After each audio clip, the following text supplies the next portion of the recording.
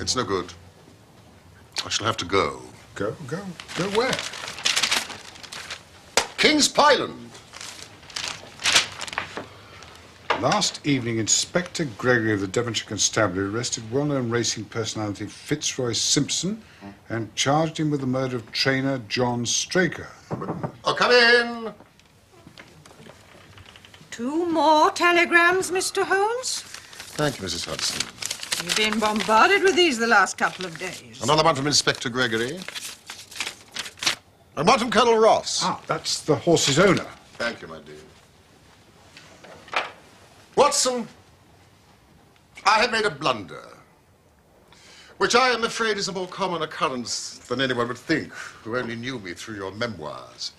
But the fact is that I could not believe that so remarkable a horse as Silver Blaze could disappear, especially in the seclusion of somewhere like the north of Dartmoor. From hour to hour, I've expected to hear that the abductor was the murder of John Straker and the horse had been found, but that doesn't seem to be the case. But I should be happy to go with you. Ah, Tavistock. If I should not be in the way. Oh, my dear Watson, you would confer a great favor upon me by coming. I'm sure your time will not be misspent. The case promises to be absolutely unique. We can just catch our train from Paddington. And Watson, would you be so kind as to bring your field glasses? Ha!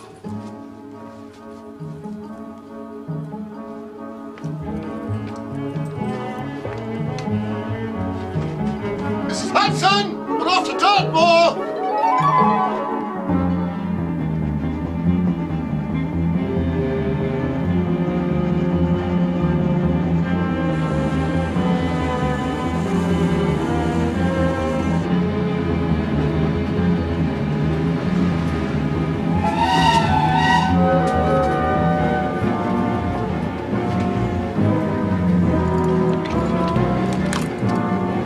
Tickets, please.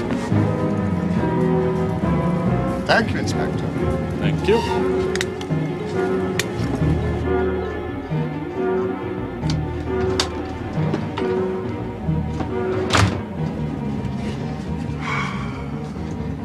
Watson, we're going well.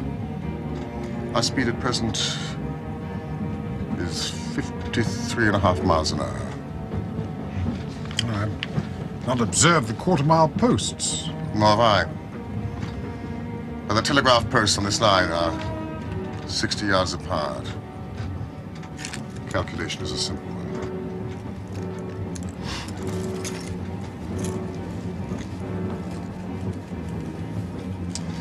Has that remarkably colored sporting paper anything to say on the subject of our horse?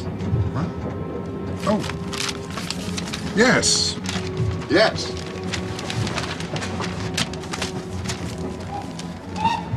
Here we are. Silver Blaze. Silver Blaze is from isonomy stock. Isonomy. And holds as brilliant a record as his famous ancestor. He's now in his 5th year and has bought in turn each of the prizes of the turf to Colonel Ross's fortunate owner. At the time of the catastrophe, he was first favourite for the Wessex Cup, the odds quoted being 2 to 1 against. He's always been a prime favourite with the racing public and has never yet disappointed them. In spite of the unfavourable price, a great deal of money has been placed upon it. So it is obvious, therefore, that there are many people with the strongest interest in preventing Silver Blaze from being there at the fall of the flag.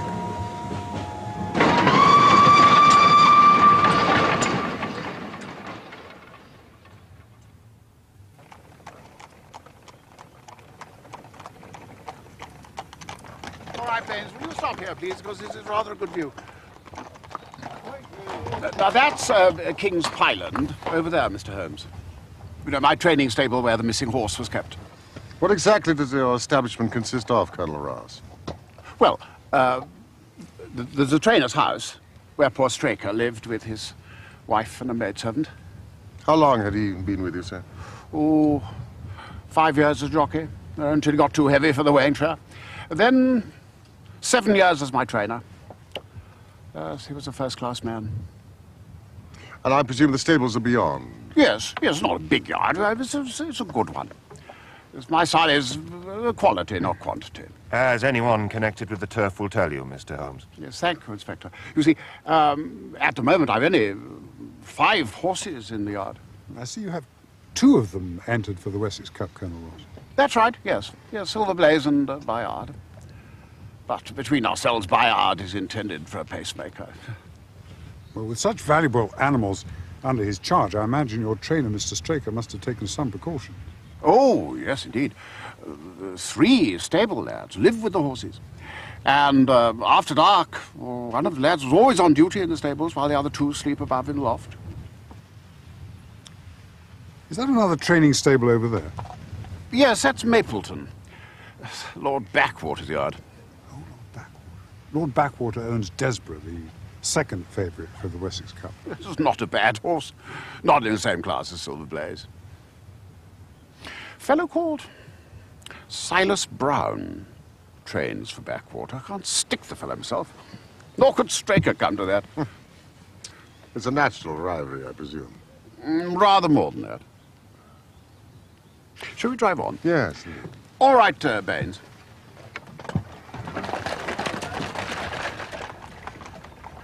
Inspector Gregory, are there any further developments as to the whereabouts of the horse? Nothing at all. We have made very little progress in that direction. I can't imagine how a horse like Silver Blaze could go missing for so long in a place like this. Nor can I. I must tell you, Mr. Holmes, that at first I was not at all taken with Inspector Gregory's suggestion that you should be asked to come down here. Because I don't like amateurs, you see.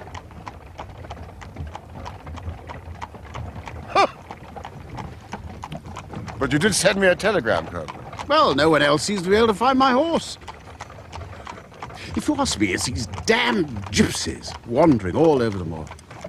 It's a perfect scandal. I've said so for years.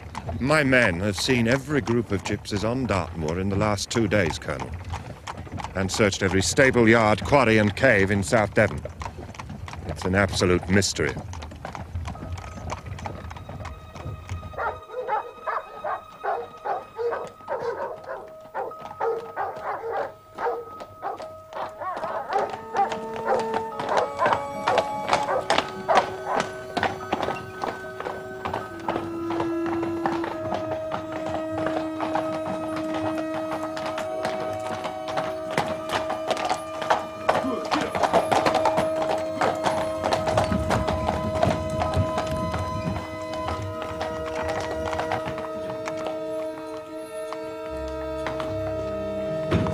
I expect a miracle from you, Mr. Holmes.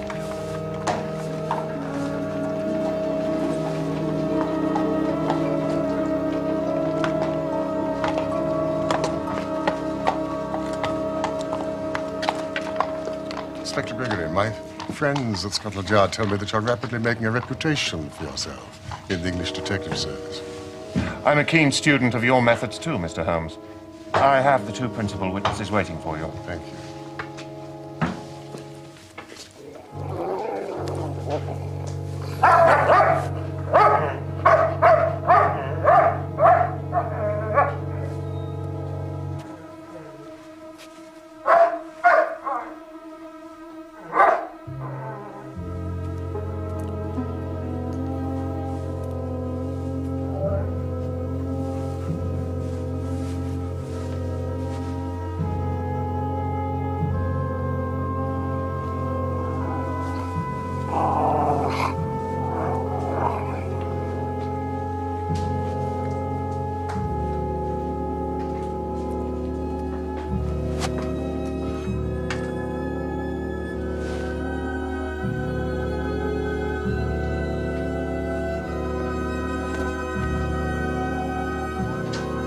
Here, Mr. Holmes.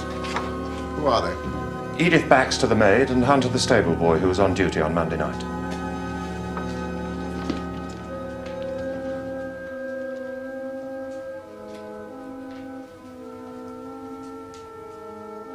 It was just a few minutes after 9 o'clock, sir. I was carrying Mr. Hunter's supper across from the house. But Miss Baxter, what did the supper consist of? It was a dish of curried mutton, sir.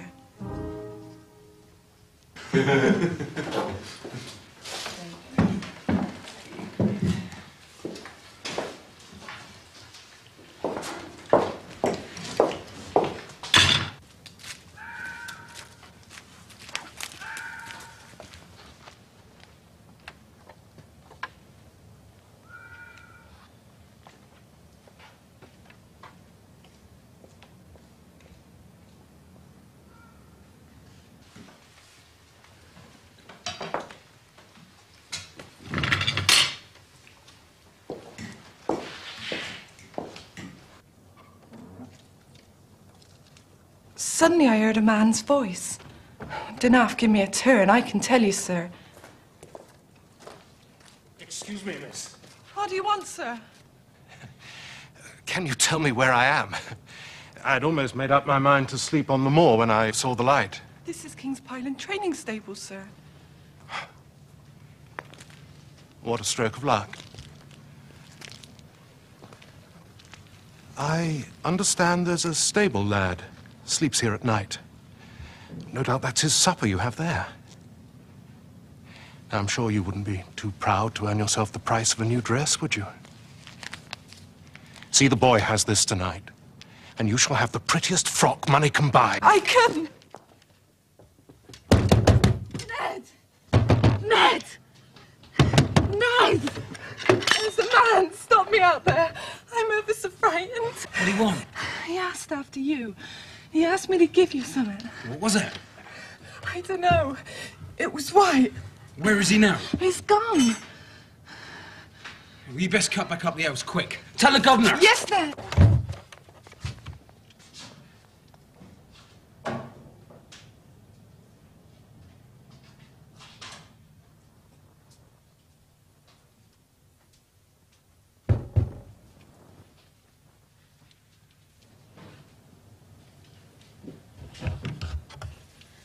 Good evening. I want a word with you. What business have you here? It's a business that may put something in your pocket, my lad. Now, you've 2 horses entered in the Wessex Cup, Silver Blaze and Bayard. Let me have the straight tip and you won't be the loser. Is it the fact that at the weights, Bayard can give the other 100 yards in 5 furlongs and the We stable... got any damn touch round here? Get out!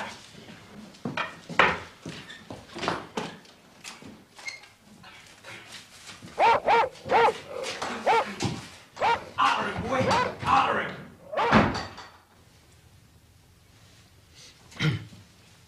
The governor and the others came down soon enough. We found neither sight nor sound of the man. One moment. When you let the dog out, did you leave the door open behind you? Oh, excellent, Watson, excellent. It's just the point I was going to make. I locked the door behind me, sir. I swear it. Good lad.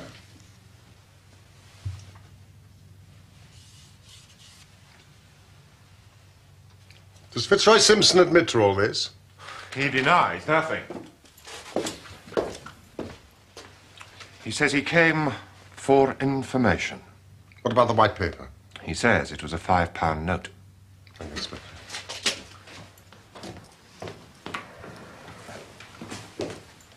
What happened next?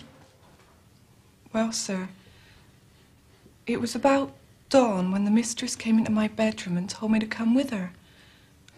Well, when she woke, she'd found Mr. Straker's bed empty.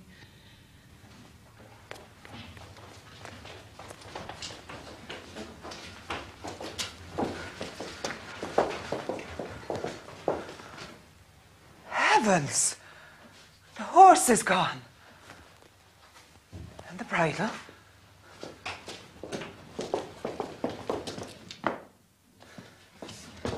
Ned! Wake up! Wake the boys. Ned! Ned! Wake up! Wake up, Ned! Bill! Nobby! Come quick! Silver Blaze is gone!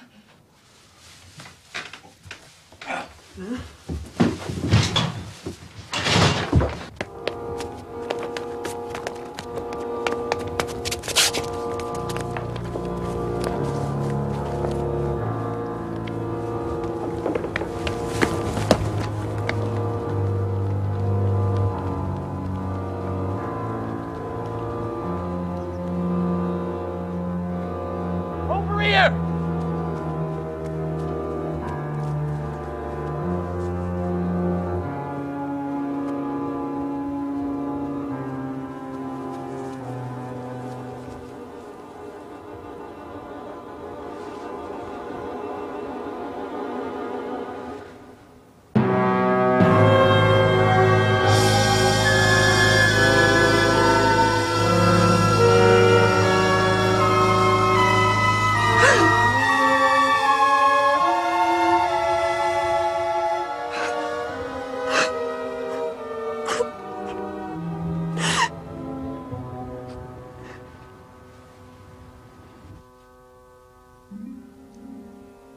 States, sir. His head was all knocked in.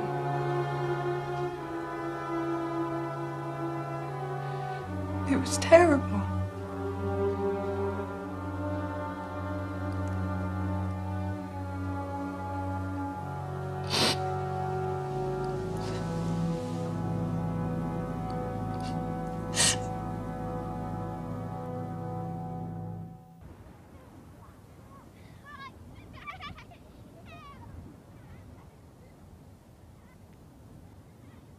It was the terrible blow on the head from some blunt instrument that had killed him. It was clear that he had defended himself most vigorously. The blood-stained knife. As to the wound on the thigh, who can tell? Well, it is possible that the wound on the thigh could have been caused as Straker fell. The lad here was drugged. Appreciable quantities of powdered opium were found in his curry. Did all the household eat the same dish? Yes, sir. I made it myself and served it. This black and red scarf. The gentleman was wearing that scarf when he talked to me. I'd swear that on the Bible, sir. Thank you.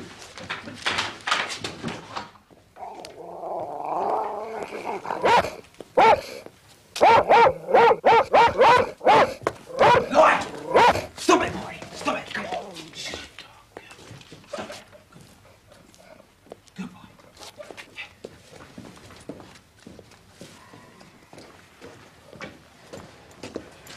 My theory is that Simpson was under some strong obligation to nobble or otherwise incapacitate this horse so that he would be unable to run in the Wessex Cup. Clever move, that, putting opium in the boy's food, and easy enough through that window. Yes. Then it was simple. He'd obtained a duplicate key, led out the horse. It was his bad luck that Straker was alert enough to catch him up on the moor. In the struggle, the horse bolted. There's no proof that Simpson killed Straker. Well, the evidence against him is very strong. He was undoubtedly here that night on some devious business. He poisoned the stable lad. He had in his hand a heavy stick weighted with lead, and his scarf was found in the dead man's hand. And he went pale as death when I confronted him with that fact. I really think we have enough to go before a jury. No, no, no. Inspector! A clever counsel would tear it all to rags. Has a duplicate key been found in his possession? No. But what chemist sold him the powdered opium? And above all, how could he, a stranger in this district, hide a horse? And such a horse as Silver Blaze? I agree the evidence is circumstantial. But I think the net is drawn pretty tightly round Fitzroy Simpson. And I believe he is our man. What sort of a fellow is he? And why would he do such a thing? Fitzroy Simpson is a man of excellent birth and dedication. Unfortunately, he has squandered a fortune on the turf, which has put him in the hands of moneylenders and unscrupulous bookmakers. Plenty of those sharks in the racing world. I didn't know that you were a betting man, Watson. Huh? Oh, just the occasional flutter. I presume an inventory has been made of what Straker had in his pockets at the time of his death? I have the things themselves in the sitting room, if you would care to see them.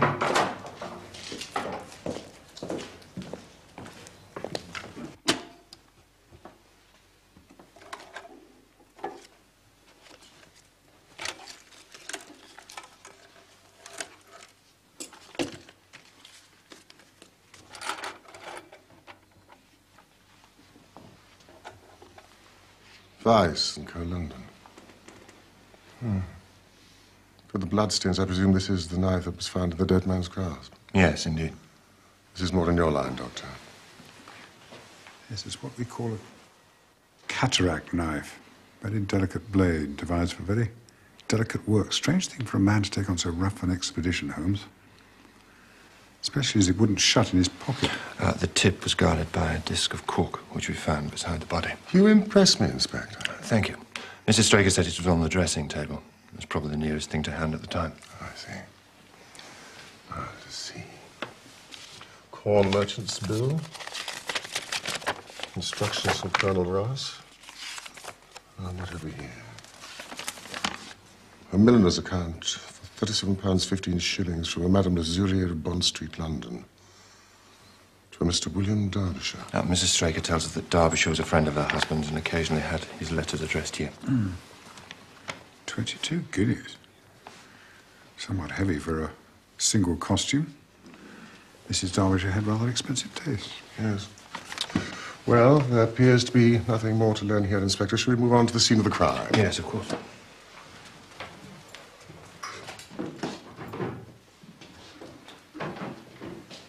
Afterwards.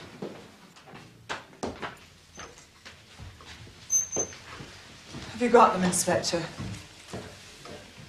Is there any more news? I'm afraid not, Mrs. Straker. But Mr. Holmes and Dr. Watson have come down from London to help us. They assure you we are doing everything possible. I wish you good luck, Mr. Holmes. Well, thank you, madam. And our commiserations on your great loss. Look, surely we met at a garden party in Plymouth some time ago. No, sir. You are mistaken. No, do you know, I could have sworn it. You wore a costume of dove-colored silk with ostrich feather trimming. I never had such a dress, sir. That quite settles it. Thank you.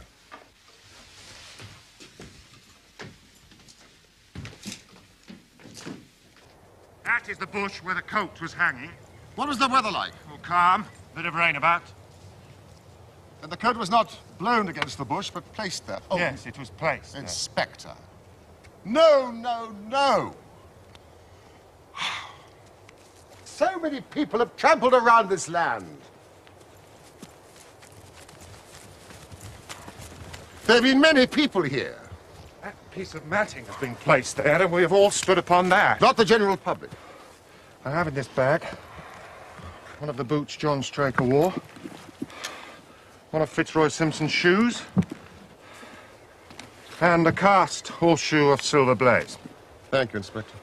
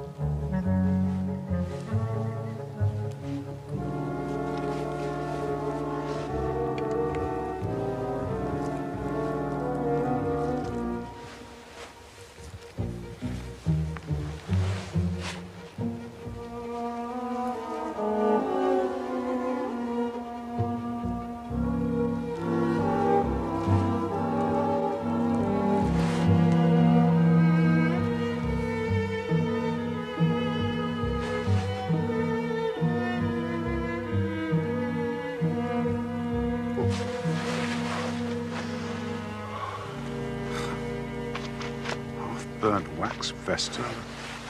Candle end.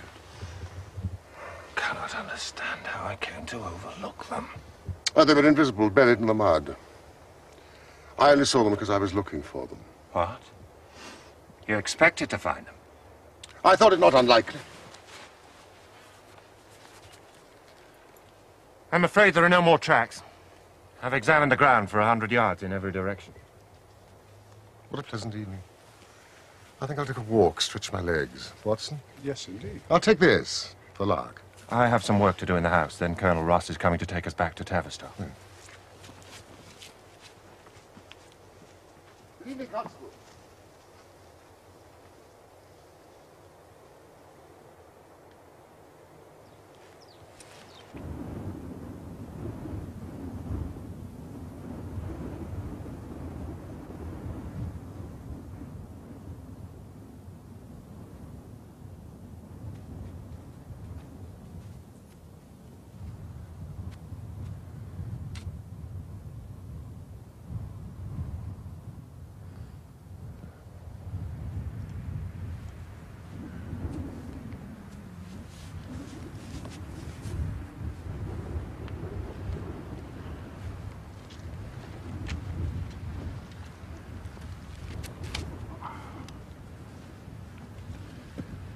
Supposing Silver Blaze broke away, I mean, where would he have gone? If he'd run loose on the moor, he'd have surely been seen by now. Perhaps the gypsy theory is correct. No. A horse is a most gregarious creature. Now, he did not go back to King's Pyland, to his own stables, so he must have gone to Mapleton. Now, let us use that as a working hypothesis. The ground around here is very hard and dry, but over there, in that hollow, it must have been very wet on Monday night. If our supposition is correct, he must have crossed it.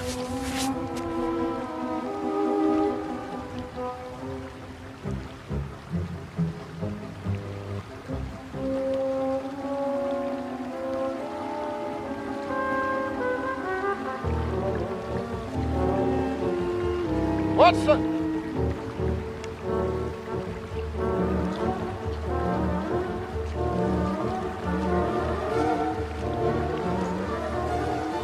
By George, look at that. You see, the value of imagination is the one quality which Inspector Gregory lacks. We imagined what might have happened, acted upon the supposition, and find ourselves justified. Let us proceed.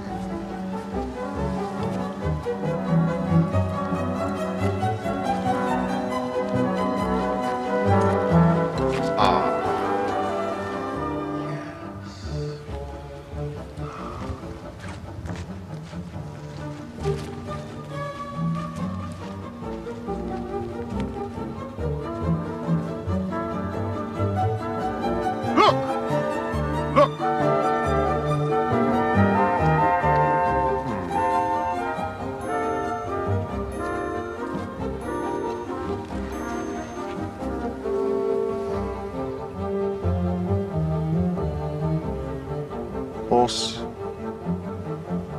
and man turned.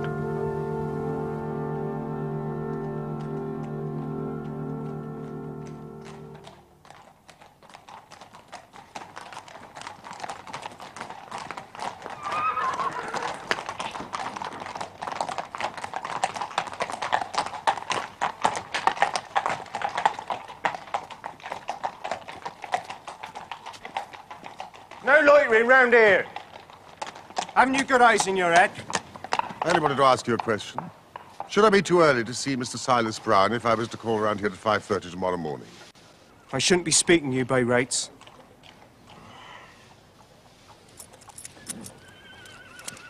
Here, lad. May I please accept? Bless you, sir. You're a gentleman. Mr. Brown's the early bird round here, all right? Dawson, what are you doing gossiping with strangers? Be about your business. Now, what the devil do you two want round here? Just a few minutes of your time, Mr. Brown. Be off with you, or you'll find the dog on your heels. Why should I talk every gadabout stranger on the moor? It may save you instant dismissal from Lord Backwater's service and a stiffish prison sentence.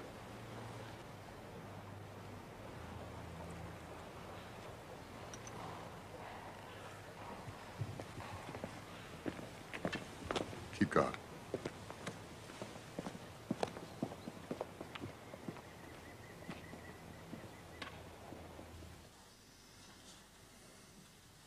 Early Tuesday morning, you were about the yard as usual when you saw a horse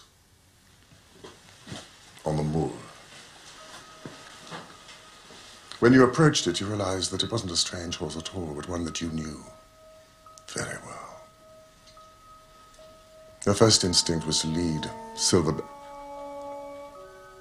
Blaze back to King's Pyland, but then the devil put other ideas into your head. Here's a chance to make a great deal of money. It occurred to you that if you were to hide the horse,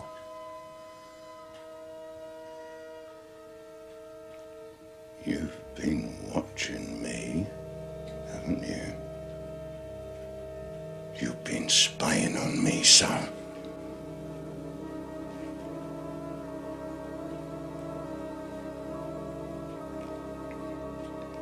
Look, son, I do what you want.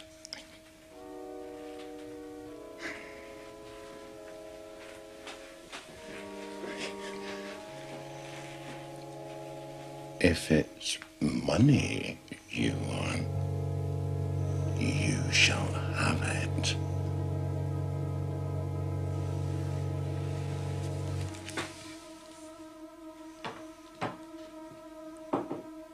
You will do exactly as I tell you.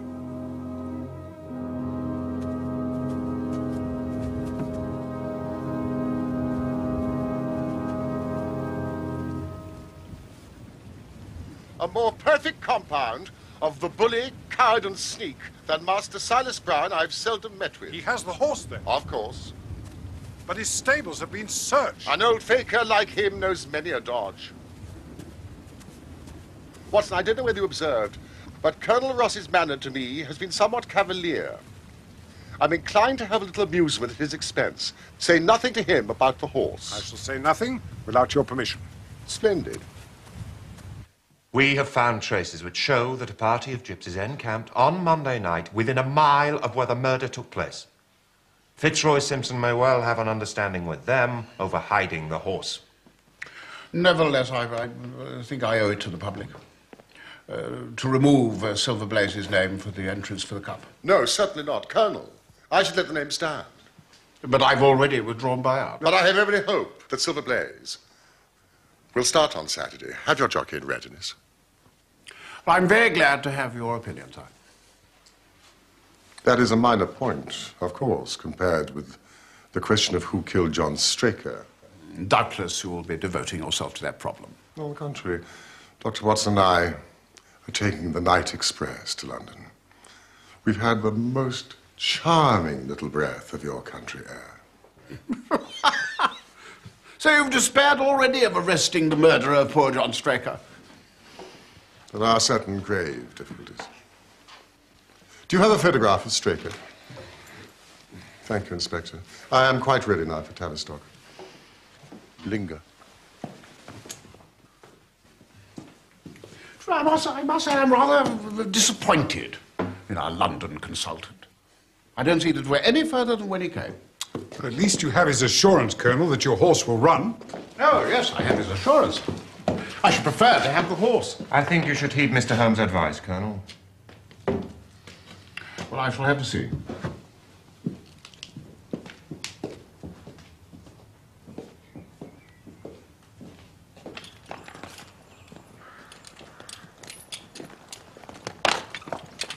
Excuse me, who looks after these sheep? I do, sir. Have you noticed anything amiss of late? Well, sir, it's not of much account, but 3 of them have gone lame.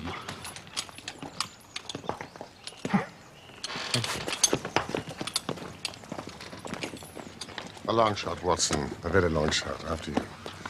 Inspector, I'd like to recommend to you the singular epidemic among the sheep. You really consider that to be important? Exceedingly so. All right, Baines.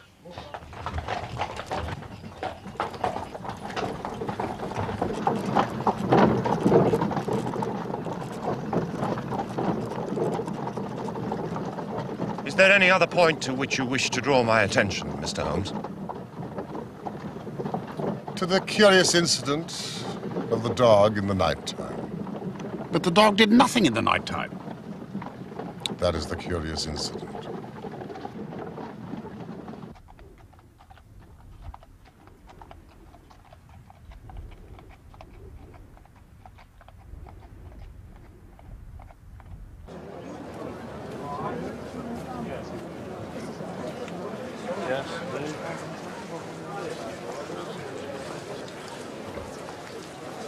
Good afternoon.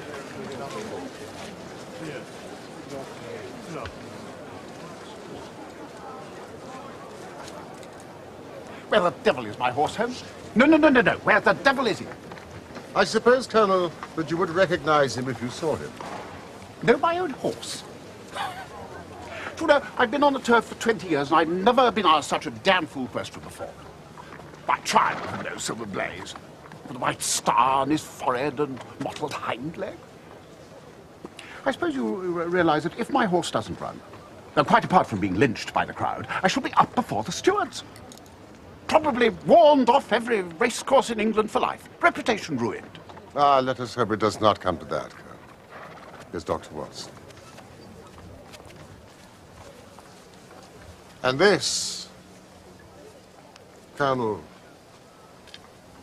is your horse. But that's not my horse, Holmes. Good God, man, what have you done?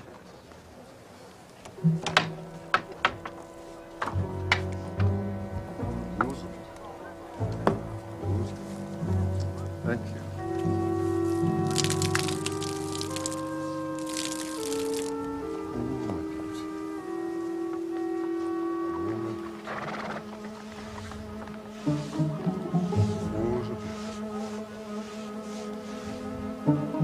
There, Colonel, is your Silver Blaze.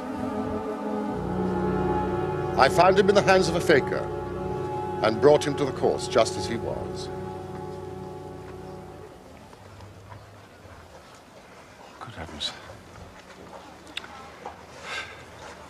You've taken my breath away, Mr. Holmes.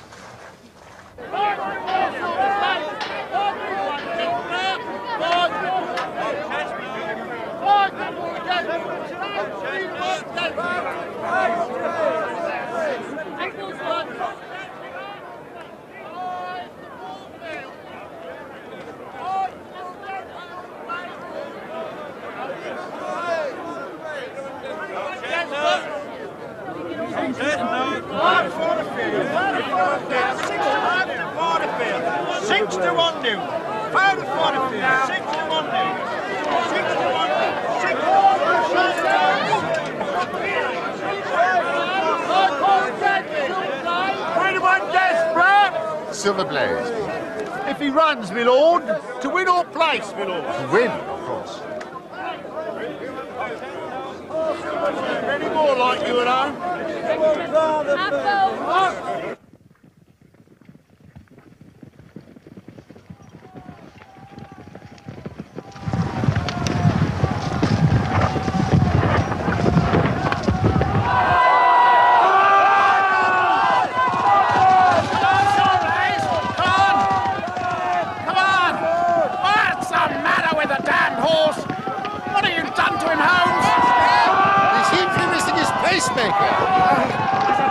Withdrawn, Bayard. Wait a minute. He's breaking through. Come on, Silver Blaze. Come on, Silver Blaze. Come on, Smithers. Oh, go on, go on, go on. You're going to win, you're going to win, you're going to win.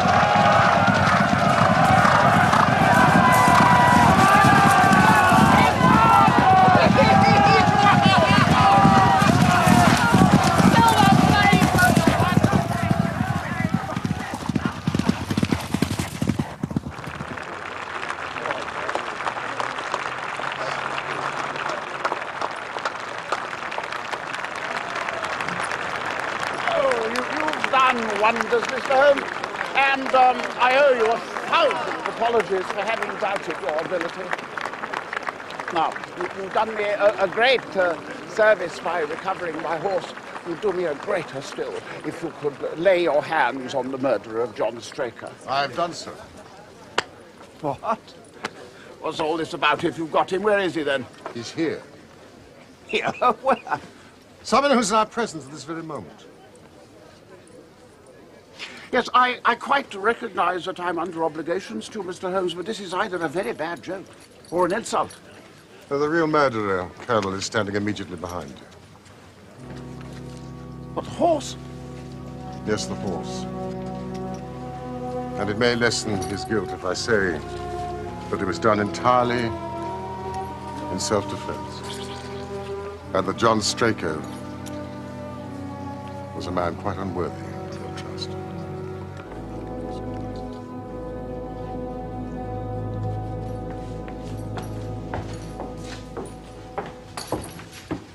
Number 4, sir. Winner.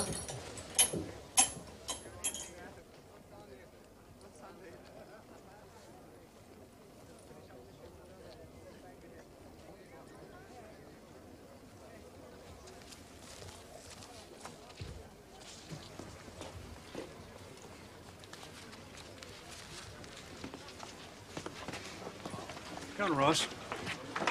Yes. Yes, thank you very much.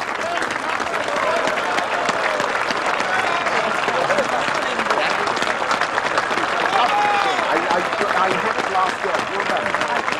Yes, very nice.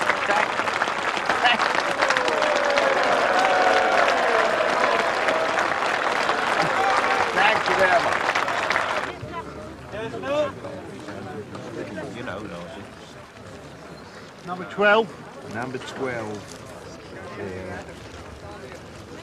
Chestnut. Roast chestnut.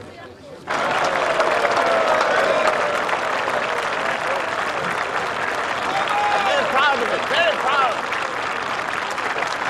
Thank you very much. Thank you.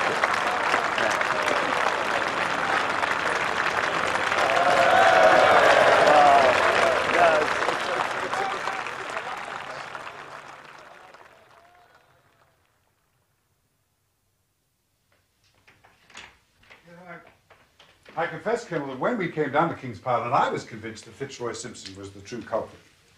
All the newspaper and police reports seemed to point to it. It was only when I entered the trainer's house that the immense significance of the curried mutton occurred to me. I confess that even now I cannot see how it helps us. Powdered opium, Colonel, is by no means tasteless. I am correct.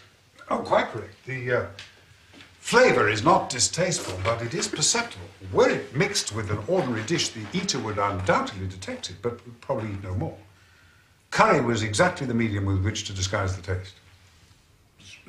So it must have been Straker or his wife. Exactly. Because I remember you spoke of a dog.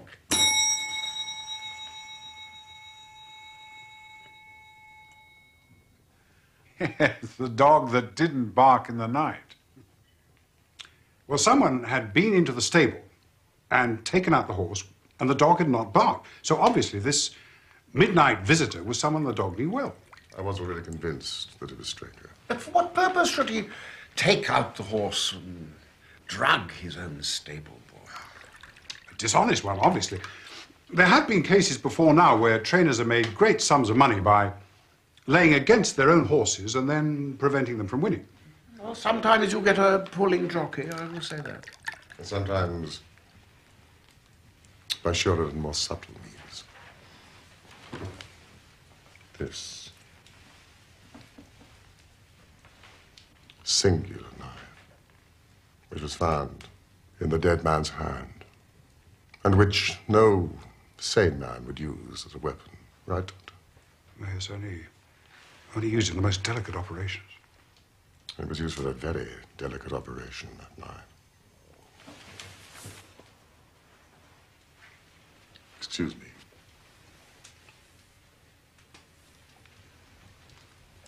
As you know, Colonel, with your wide knowledge of turf matters, that it is possible to make a slight nick in the horse's tendon and do it subcutaneously.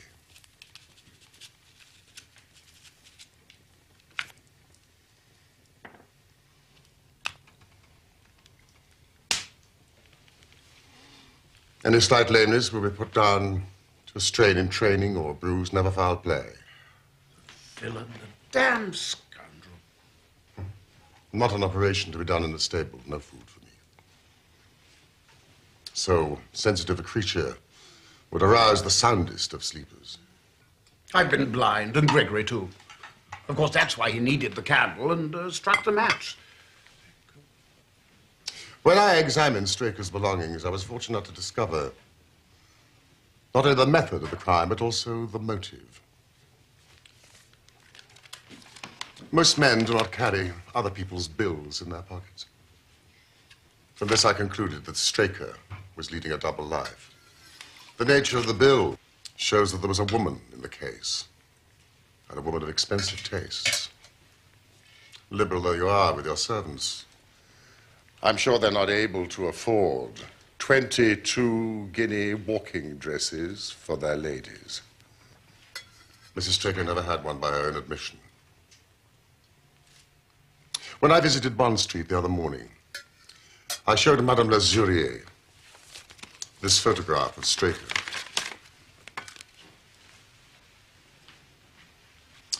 She recognized him as an extremely good customer called William Derbyshire, with a very dashing young wife with a partiality for expensive dresses. Women. Women! I suppose it was she who plunged him head over heels into debt and so led him to this miserable plot. Straker led out Silver Blaze into the hollow, where its light would not be visible from the yard. Simpson, in his flight, had dropped his scarf.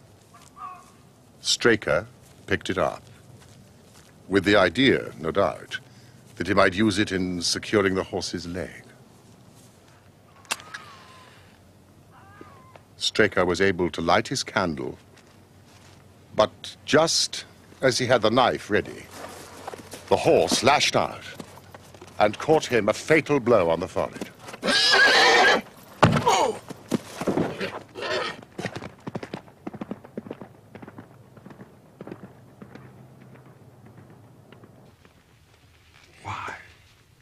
Why did the horse lash out so suddenly? Frightened by the candle, the knife? Well, animals have a strange instinct. They seem to know when some mischief is intended.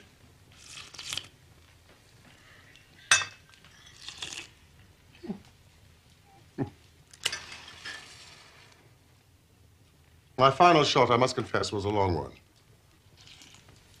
It struck me that such an astute man as Straker would not undertake this tender nicking without a little practice. The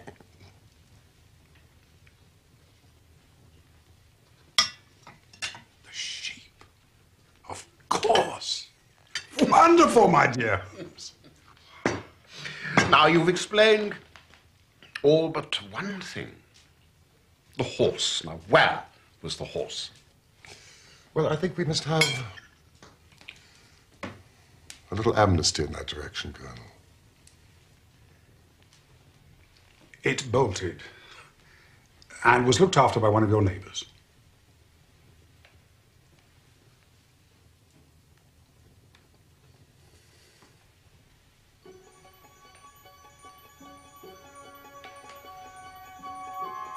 Gentlemen, I give you a toast to Silver Blaze, coupled with the names of my friends, Mr. Sherlock Holmes and Dr. Watson.